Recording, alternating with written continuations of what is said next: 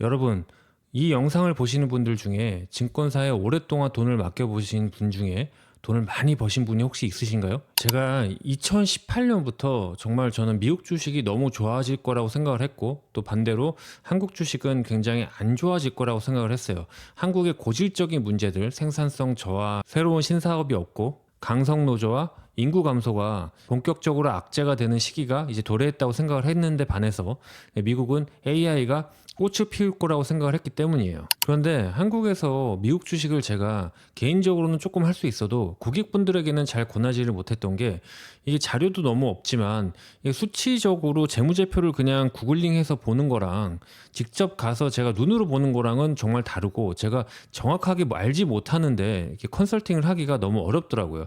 그 당시에 뭐 사실 지금도 마찬가지지만 미국 주식을 레포트로 쓰는 애널리스트들도 개인적인 인맥을 동원해서 물어보면 자기도 잘 모른다, 그냥 블룸버그 보고 구글링하고 자료 엮어서 그냥 내는 거다, 거의 아마 그렇게 하고 있을 거예요. 그래서 이제 미국에 와서 이민을 하고, 그리고 투자 자문사를 창업하기까지 리서치를 많이 했습니다.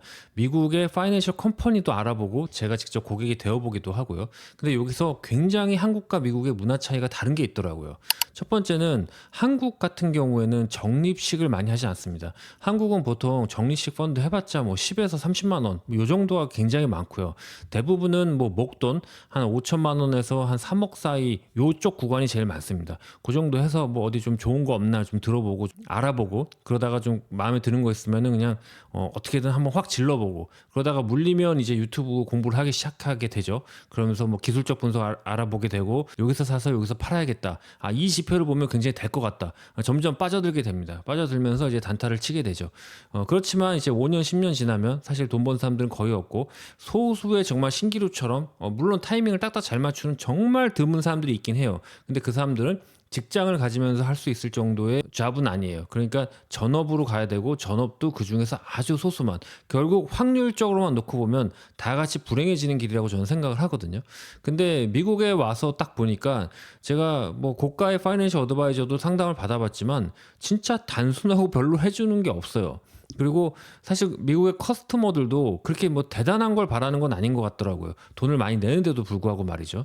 그래서 제가 개인적으로 좀 조사를 해보면, 미국에 이제 돈을 내고 파이낸셜 어드바이저를 받는 사람들과 또 그렇게 받았던 사람들의 특징을 놓고 보면 참 희한한 게 있어요. 제가 개인적으로 봤을 때는 한국보다 시스템이 별로 안 좋은데도 불구하고 결국 미국에서 파이낸셜 어드바이저를 받은 사람들은 그래도 돈을 많이 번 사람들이 꽤 있습니다. 저희 마을만 하더라도 우리 백인 할아버지들 50대 60대 은퇴하신 분들 보면은 배당으로 한 2천만 원까지 받는 분들도 꽤 되세요. 그래서 제가 느낀 부분은 이거예요.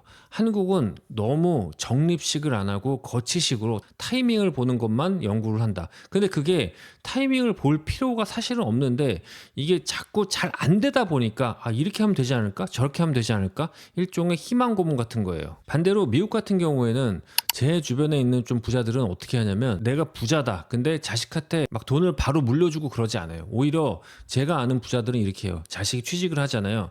그 번 돈을 거의 다 적립식 펀드에 붓게 만듭니다. 그리고 생활비가 모자라면 생활비를 좀 대주는 거죠. 그래서 미국 애들이 막 정말 먼 타주로 가는 것보다 굉장히 로컬 부자들은 그냥 인근 대학 가고 그냥 거기서 잡을 잡으면서 적립식 펀드 많이 하고, 그리고 그냥 부모님 집에서 얹혀 살면서 돈 모은 애들도 꽤 됩니다. 그리고 이런 애들이 정말 빨리 돈을 벌어요. 워렌 버핏의 스노볼 이펙트를 말하는 거죠. 그래서 어찌 보면 한국은 뭐 5년, 10년, 20년 지나 보면 뭐 굉장히 많은 지표와 테스트를 했는데 계좌가 마루타가 되어버리고, 반대로 미국 같은 경우에는 솔직히 잘 알지도 못해요. 근데 그냥 꾸준히 모아서 하다 보니까 계좌가 불어서 나중에 배당으로 돈을 버는 그런 경우가 굉장히 많습니다. 그래서 은퇴를 빨리 하죠. 그래서 저는 이제 우리 회원분들한테 항상 하고 싶은 얘기가 뭐냐면, 너무 처음부터 막 트레이딩으로 돈을 벌 생각을 좀 하지 않았으면 좋겠다. 차라리 좀 모을 생각을 하시라고 강력하게 권하고 싶습니다. 또 이렇게 얘기를 하면 두 가지를 얘기하십니다. 첫 번째는 돈이 없어요. 돈이 없는데 왜 없냐? 애들 교육비를 너무 많이 써서 그렇습니다. 애들 교육비에 100만 원, 200만 원, 400만 원, 500만 원까지도 쉽게 쓰시는 분들이 적립식 펀드 2, 30만 원도 할 돈이 없다고 그러세요. 저는 강력하게 권합니다. 애들 교육비보다 그냥 애들 앞으로 적립해 주는 게 저는 더 좋다고 생각을 합니다. 그리고 나이가 좀 드신 분들, 40대에서 60대에 있는 분들은 아유 이제 곧 은퇴할 나이인데 돈이 어디 있다고 내가 적립식을 부어요 이렇게 얘기를 하시는데 사실 이거는 한국의 잡시장 때문에 좀 그런 것 같아요. 제가 미국을 보니까요. 미국은 정말 투잡도 많고요. 그리고 자기 원래 잡 말고 다른 일을 배워가지고 늦게까지 하는 경우가 굉장히 많습니다.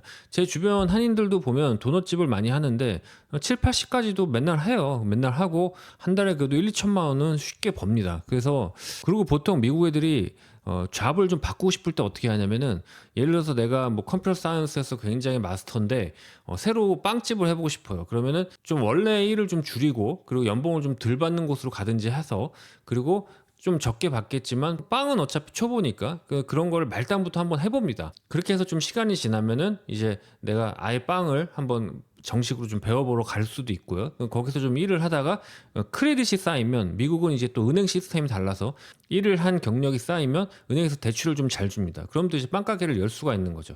그래서 어떻게 보면 이게 모두 다 어우러져 있어요. 은행 시스템, 대학 시스템, 교육비 시스템 이런 것들이 어우러져서 점차적으로 한국 사람들은 가난해지는 거고 미국 애들은 그렇게 똑똑하고 영리하게 하지 않는데 뭔가 셋업을 잘 해놓고 보니까 나중에 굉장히 풍족한 노후를 맞이하는 경우가 많다는 거죠. 제가 이 짧은 영상에 이 한국과 미국의 차이를 모두 다 설명드리기는 좀 어려워요. 제가 느낀 부분을 다 말씀드리기는 어렵지만 결론적으로 말씀드리면 저는 좀 적립식 비중을 높였으면 좋겠고요. 특히 좀 연세가 있으신 분들이 너무 이제 빨리 은퇴하려거나 나는 이제 못 모아 이렇게 생각하지 마시고 용기를 내서 다른 일을 좀 해보시더라도 좀 자산 관리를 모으는 전략을 좀 썼으면 좋겠습니다. 저는 제가 증권사에서 16년 이상 일하면서 고객분들을 보면 사실 돈 번 사람들이 그렇게 꽤 많지 않습니다. 오히려 별로 없습니다. 그래서 답답해서 그렇습니다. 트레이딩은 신기루에 불과합니다. 물론 트레이딩으로 잘 버는 사람들도 있습니다. 하지만 굉장히 소수고요.